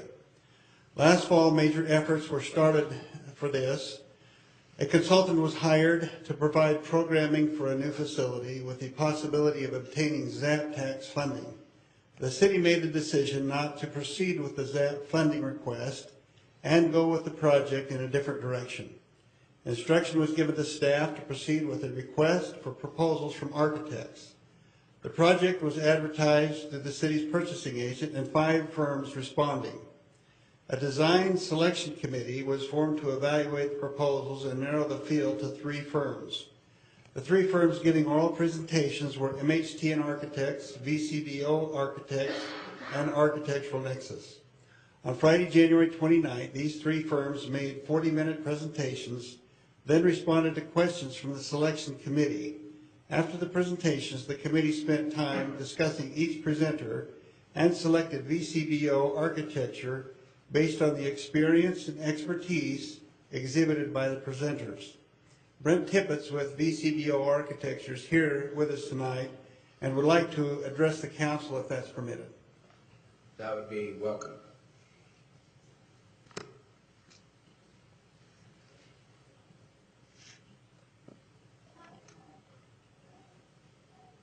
Thank you very much for the opportunity, and I was asked to just do a brief presentation a little bit about some of the work that we have done in the area of aquatics and recreation. and I am prepared to do that if I can get my presentation work. Okay. So we within VCBO have a specialty of doing public recreation work. The interest in that actually did start back with the planning and the development of preparation for the 2002 Winter Olympics. Part of that, we developed several of the facilities that were developed before we were selected for the Olympics in the state of Utah, and also in preparation for the Olympics after we were. There are a few. We've done several projects. We have completed over 70 recreation projects, both in the state of Utah and also throughout the western United States. We currently have recreation projects in Wyoming, Arizona, Nevada, and Utah, and have just completed projects as well in Texas. So I just quickly wanted to just share a few of facilities you might be familiar with or surround you. The West Jordan or West Valley Family Fitness Center is one of the facilities we did, if you're familiar with that. That is a 120,000 square foot facility. We also completed the South Davis Recreation Center in Bountiful, which is a 160,000 square foot facility. Another one in Camas, the South Summit Fitness and Aquatic Center. We did complete that one as well. And then the Park City Mark building in Park City is another one that we've completed. All of these facilities, West Jordan is the oldest, but all of those were done approximately in the last 10 years that surround you. We had the opportunity to take a few members of the council and the mayor and the city manager and walk through one of our projects, which is probably the most recent one completed in the area, and that is the Provo Community Recreation Facility in Provo. And I'm going to just highlight that a little bit as asked to by the city manager to share with you a little bit about that project. This was the existing site for that project, and you can see that on the left-hand side there were a couple of outdoor pools. There was a ball field, and then you see highlighted in yellow there were existing buildings, most of which were components that actually went into the new facility. They included a senior center, they included a teen center, and a women's center. This is how that facility eventually laid out on the site. You can see the building, that it now adjoins the outdoor pools, and so the building, the new building, supports the existing outdoor pools and allows them to function through one control point and the operation of it. Once the new building was built, we were able to keep the existing buildings in place during construction and then tear them down and put in the parking lot and keep the minimal disruption to the city's operation in place. This is a floor plan of that facility, and you can see that in this area we have a gymnasium, we have racquetball courts. There are 6 racquetball courts over here. The gymnasiums, actually, there are 3 full-size competition courts here, and this is a multi-purpose gymnasium floor area here. The center area is a locker room function in here, both traditional men's and women's locker area here, and then we have 18 family change rooms located here. In this area we have indoor aquatic features. This area supports 4 different pool areas, a program pool, a leisure pool with a current channel, lazy river. This area is actually a deep water pool, which I'll show a little bit more about it. And then in addition to that, we have slide features that can be done within that space, and then there's also a hot water spa here. Separated by a glass wall, there is over on this side, there is a competition pool that is 25 yards by 25 meters in size. We also have some other features. The green space here represents where the office areas that for the building's functions are located. In addition to that, there is a community center that also functions as a senior center located over on this side of the building. And then there is a child watch and a child play area located here. There is a second level to this facility that you can see here in color. We've got a walking, jogging track that circulates around that upper level. The brown areas represent fitness cardio space.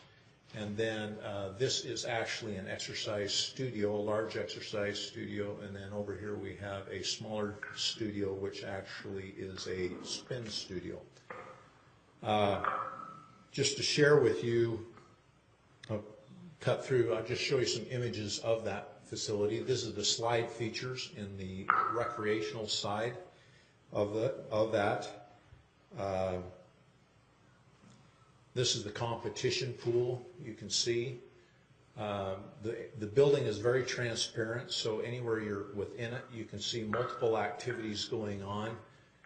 In this example, you can actually see up above the fitness cardio space looking down into the pool that comes in from there.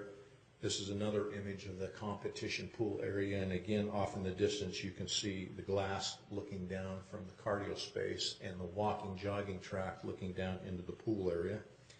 This is the child watch area. We themed that and had a playground area for the children and provided sports and recreational activities for them within it. You can see a bouldering wall, a climbing wall feature. There's also a small basketball area as well as just general play space. This is the exterior of that facility, as you can see. And then it shows the walking, jogging track as it circulates around the weight and cardio fitness area. Off in the distance here, you can also see the gymnasium, and there's more cardio equipment located back off the far side. This is looking at the gymnasium, and again, you can see in this image some of the transparency that we kind of hallmark that idea of a lot of visual transparency within the building and being able to connect all the features together. This is another image of the cardio space.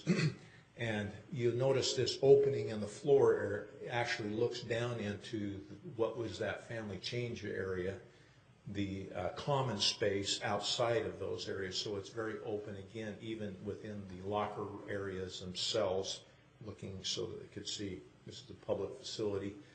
This is the entrance and the control point. As you enter the facility, you can go to the left here and go into the recreation side. You can go to the right, and it actually takes you into the community side of the building. We also highlighted the idea of electronic media within the building to advertise any of the activities, sports, sign-ups, and so forth that are taking place within the Parks and Rec Department for Provo City. This is that, again, from down below, the lounge area outside of those family change room areas, and that looks up into the fitness area. Again, the transparency looking from there into the pool area, you can see. And this is just the office space for the recreation staff. And this would be the racquetball courts. And again, you can see the connectivity with the walking, jogging track. And there's an exercise studio down here that also continued in. And the spin studio connectivity, again, to the gymnasium and some of the other spaces, and walk you through that. Just as a highlight, also just mention that there was some other amenities included with this, including an outdoor skate park that we did provide. So I've actually, at the request of your city manager, I've actually taken the footprint of that facility, dropped off the community feature, and placed it on the site that you've identified in the Ron Wood Park. And so that's what you see here located, is that building and how that would relate on that site. This equates to approximately 120,000 square feet of recreation space. There would be, it fills up the site quite a bit with its footprint. There is still space to develop for parking around the building, but you can sort of see kind of how much space that it would take up to accommodate and look at there. When we design a facility, we're very conscious about certain elements, such as the orientation of the sun as it relates to the pools. So the outdoor sun deck areas would be oriented to the south and to the southwest. The opportunities for daylight, trying to make the wayfinding as clear and precise as possible, the allowance of daylighting into it. And with that, I think that there may be some comments about the use of this building and placing it on there, but just for your consideration, I think there is a hybrid idea here or a notion that we could actually take this building and keep all the components intact, or call it the kit of parts, and actually disassemble them, if you will, and try to put them back to relate to those things that I mentioned, such as solar orientation, such as maximizing daylight, such as maximizing parking, and put them back together, giving you all the things that those of you that did see in Provo, and we just shared in the images, could actually come together in probably a more customized or more tailored way for you on this site, and actually work with the site even better and allow it to work. So with that, I kind of just shared with you some ideas. If you have any questions for me, I'd be happy to answer them. Otherwise, I will turn it back to staff. Question from council? Councilmember Jacob. Just one question, just because I didn't get to go on the tour due to having to work. On the track at the Provo Center, how many laps to a mile? You're catching me a little bit. I think it's 7.5 laps per mile. Okay. I have morbid curiosity because I like to run. Thank you. Just a statement. It is not just a round, oval, Yeah, or a square track. It's got a lot curves. of, yeah, it's unique. So. Yeah. Other questions? Thank you very much for the presentation.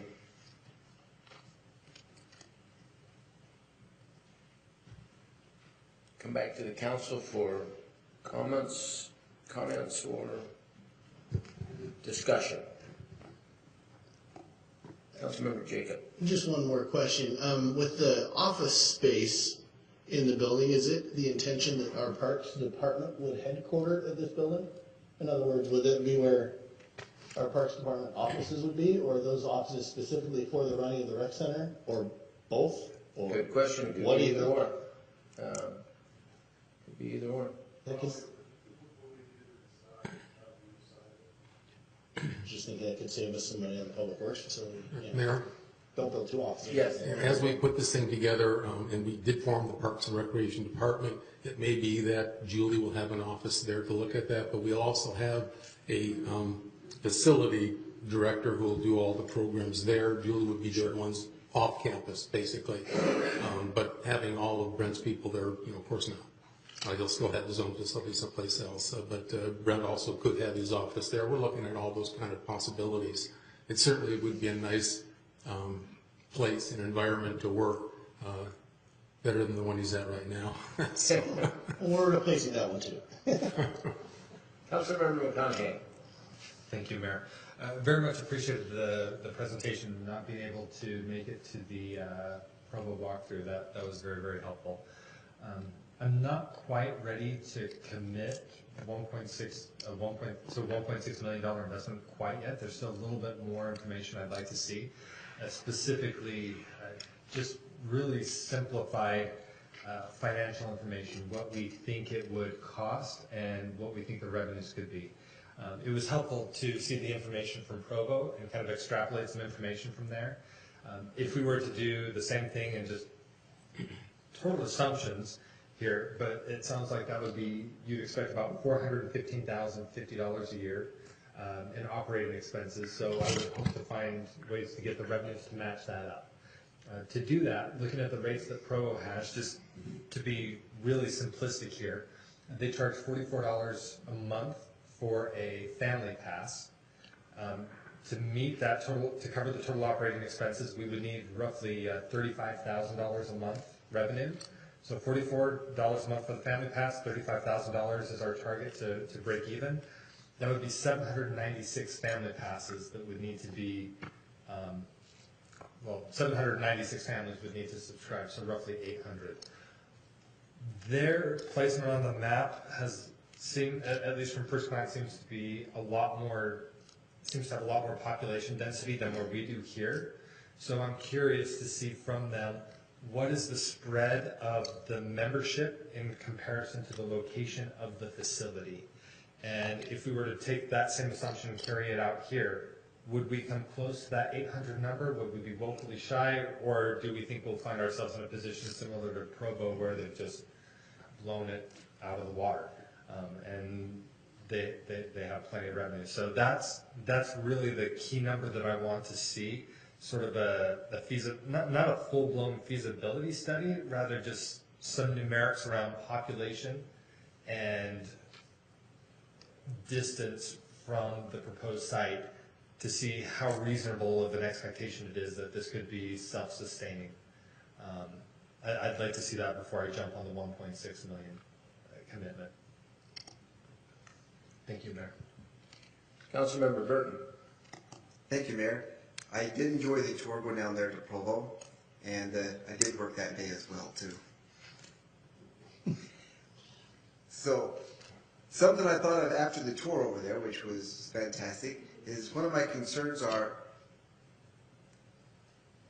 the government getting bigger to do this, and there's some places it's appropriate for government to do things for our citizens. So I started thinking, how can we make this more private and still not compete with private business, but still provide the service here for our neighbors, our citizens. So the idea I came up with, and I'm just thinking outside the box, and it may work and it may not work, but I think it'd be fun to look into it to see if we could make it work, is to take these different sections here and different venues and lease them out. For example, there was a little cafe in there, and if we leased that cafe out for like a 3 or 5 year thing and let a vendor come in and provide the foods, and we don't have to staff that. If we took the fitness facility and let a vendor take that and rent that out for a 3 to 5 year lease, of course we would have our stipulations of what the hours they'd have to be open and how it works, similar to in a mall when different vendors rent different pieces. Perhaps we could rent the part out where the aerobics and other things take place and rent that out to a vendor and have a lease on there. And so when the people come to go use the facilities, they walk in the front door, they got the pass, they swipe their card, they go into the specific location where they want to go, say they're going to go do the laser tag, they swipe their card to get in there, they go in and do their laser tag, and then that tracks it, and then we collect the money up there and we give a portion, whatever the predetermined amount is for those. You know, like I say, I don't know if it would work, but it was an idea I had, and I'd like to see if we could follow up in that in some fashion. That's all I have right now. I think that's a great idea, but we're just now tonight approving the contract for the beginning of the design phase. So those are great ideas, and I think we need to discuss those later on. Councilmember Hayden. Thanks. I've seen the rec center down there. It's fantastic. Sorry I couldn't make it. I'm looking at Provo right now on the rooftop and the footprint of the rec center. And this has been my issue with this rec center here in our city that we're proposing is I think it's a terrible location. And I'm looking at what's been done here in Provo, and it's surrounded by business and people. And so obviously there's rooftops, there's business, there's places where people can go spend their money. Where we're planning to put it here in the middle of nowhere, and y'all know I've been opposed to that. I think it's a mistake. And I'm one of 7, and I'll concur with the council if there's a majority to keep it here. But I'm a proponent, now that we have our public works building moving forward. I still think we need to look at location though, but I'm willing to support this to get the design going. I would like to see the staff and possibly get commitments, mutual agreements from the district, whoever's going to be using it, and see if we can get some funding from, you know, some of our stakeholders around this area. But I've shared this before with you. You know, you go look at that beautiful rec center that Taylorsville has, right in the middle of a park, and there's no businesses. And I'm afraid that's might happen here. I'm not, I can't guess, but where we were proposing initially, where the land was going to be donated, would be more in my direction. But again, I won't oppose this motion because I think it's a great, we need to move forward with what we want, what conceptually we want to see, how it's going to be built. But I would like to maybe see option 1 and 2, especially where the land was donated over by Smith. Thanks, Mayor. I would just like to state that my colleague, I couldn't disagree more. The demographic that will surround this not only is a very nice residential feature around it, and our auto mall will be right adjacent to this. We zoned a huge amount of property a few weeks back. That's also commercial property. They're not there yet, but we set aside many, many acres for a commercial project and an auto mall. So what I see is higher end single-family homes will surround this, and it'll be adjacent to very huge, one of the more large economic development areas in the city when the auto mall comes online. Also, having it here, which was something that was decided last year to put it here, puts it adjacent to the water park, the playground,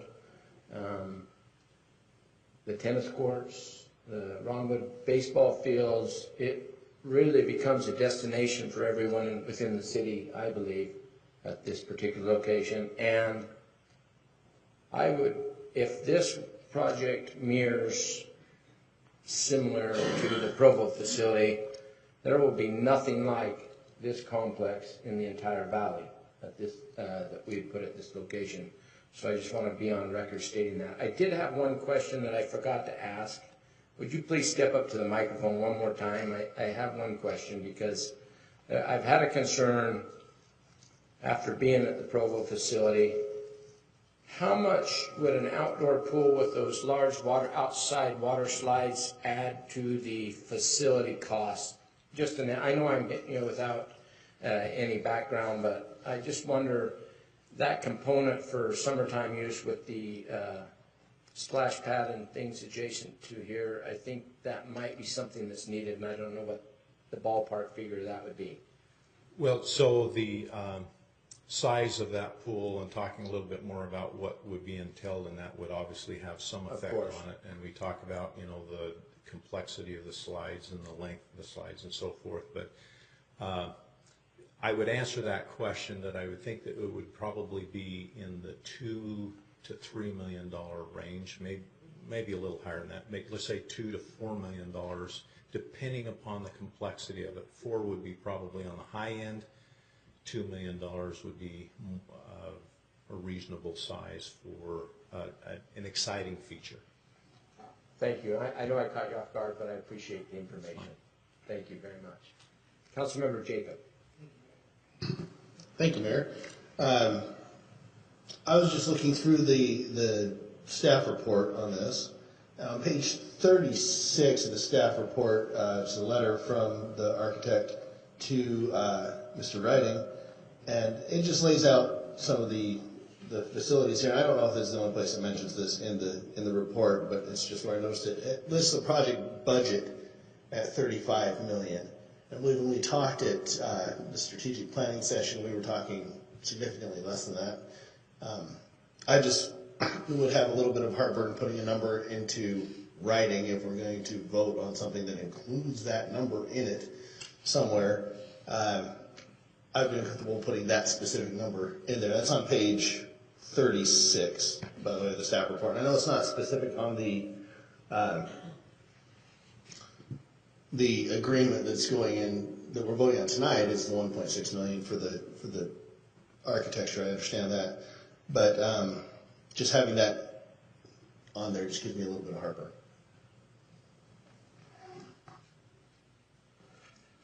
Other questions or comments?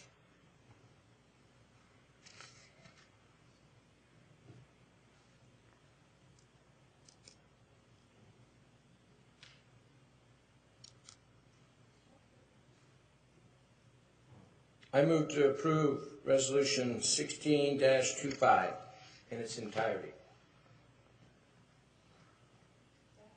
We have a motion by Mayor Rolfe and a second by Councilmember Rice. Discussion to the motion. Councilmember Hagan.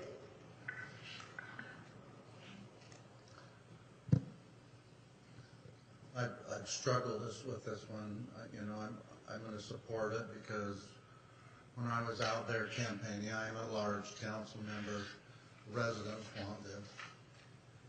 I still think it's not the ideal position yet. Maybe in time we'll have things around it. So I'm going to support the motion and hope and pray that we have homes built out there eventually. So we have people that can utilize it. Thank you. Other comments? Councilman Nichols, did you have a comment? Yes, thank you, Mayor. Just briefly, I just wanted to state I'm not necessarily opposed to the project, but I just want to echo what Councilmember McConaughey said. For me, I just want to digest some more numbers. So I'll just be against the motion at this point, and it might be that over the course of the next 2 to 4 weeks I might change my mind, but as of today, that's where it will be.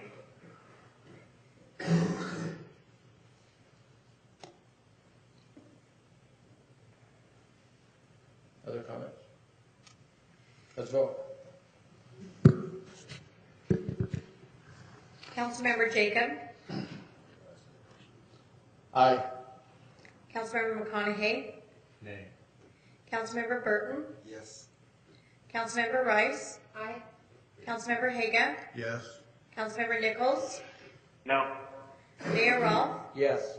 Vote passes 5-2 in favor. Okay. Chris, did you want to table consent item B, or did you want to discuss it tonight? I don't necessarily want to table it. I'm in opposition to it. So if somebody does want to see, let me back up. If you'd like to discuss, I'd be happy to discuss. But I'd rather not table. Okay, it's your item. Okay. I asked for this item to be pulled. This is the interlocal agreement with UTA, Salt Lake City, West Valley, Taylorsville, South Jordan, Sandy, regarding the transportation needs on Redwood Road. Back in 2012, this came to the council, and myself and Councilmember Nichols were the only two that were there for that. At the time, we entertained participation primarily because we were concerned about economic development and land use. And they had not yet set the scope of what the study was going to cover. So they were given a soft, yeah, we'll consider participation, come back when you have your final scope. This is what we wanted to see. It looks like it's primarily focused on transportation and alternates, both on Redwood Road and alternates to Redwood Road. And we've done a number of other studies in that time regarding Redwood Road. We've done some economic development. We've done, I can't remember what the other two were, but there were 3 of them that had been done in that time. None really focused on transportation, but what was that? Oh, yeah, the retail leakage, which included Redwood Road, but I really don't see a need for the city to participate in this one, especially where it's a UDOT road. If UDOT's going to do something to that anyway, I would ask why it doesn't need to come from their funds. If there's nothing specific that will be benefiting us directly from this that meets some of the goals the council has laid out, I don't see a need to put funding here. So that's why I requested that it be pulled. Councilmember Jacob. Thank you, Mayor. I have a question for staff, if I may. I believe this is David. My question is, if we choose not to participate in this, do we lose a seat at a table, so to speak, when decisions are being made or things are going on? I noticed in this there was the mayor's name, not the mayor's name, it was Mark's name that was on the list, and your name, that was part of committees and things. I don't know that answer right now, but if we don't participate, chances are we'll be left out. So things could happen in our city that we wouldn't be able to have a voice in. That's correct. That's kind of the way I read that as well. Councilmember Cunningham. If I may counter that, we may not have a say in this particular study, but the study would only be one aspect of any decisions outside entities make as to what happens here. We still have our relationship with Wasatch Front Regional Council. We still have a relationship with all of the other entities that are there. It's not like because we opted not to send $35,000 this one time, we're excluded from everything in perpetuity and they have free reign to do whatever they want within the city. It's just, we may not have as much sway with regard to the transportation study, but a study isn't meant to be a gathering of opinions anyway. Even if it was, we'd just be one voice out of all the different entities that are there. It's more for fact gathering and things like that. So I personally don't have any concern with non-participation in this one.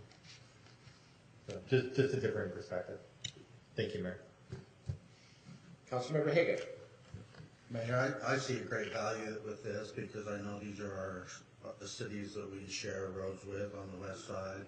I'm prepared to make a motion to approve 7B. That would be appropriate. We have a motion on the table for item 7B. I'll second. We have a motion by Councilmember Haga and a second by Councilmember Jacob. Discussion to the motion. Seeing none, let's vote. Councilmember Burton? No. Mayor Rolfe? Yes. Councilmember Jacob? Aye. Councilmember Conahey? No. Councilmember Haga? Yes. Councilmember Nichols? No. Councilmember Rice? Aye. Vote passes 4-3 in favor.